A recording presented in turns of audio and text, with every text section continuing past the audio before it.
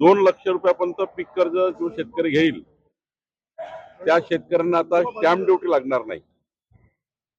हा ऐतिहासिक निर्णय माननीय मुख्यमंत्री देवेंद्र फडणवीसजींच्या नेतृत्वात मार्गदर्शनाखाली आम्ही घेतला, आमच्या महसूल खात्याने घेतला आणि त्यामुळे आता जे शेतकरी पीक कर्ज घेतील 2 लाख रुपयापर्यंत पीक कर्ज घेतील त्यांना आता स्टॅम्प ड्युटी लागणार नाही असा निर्णय सरकारने घेतला। त्याचं नोटिफिकेशन आम्ही जाहीर केलं आहे। सर्व बँका सहकारी बँका, नॅशनलाइज बँका, रिझर्व्ह बँकेच्या माध्यमातून चालणाऱ्या सर्व बँका या सर्क्युलरचं या नोटिफिकेशनचं पालन करतील आणि हा एक चांगला निर्णय आम्ही शेतकऱ्याकरता केला आहे। कधीपासून हे लागू होणार आहे? आजपासून लागू झाला आहे। नोटिफिकेशन निघालं, आजपासून लागू झालं।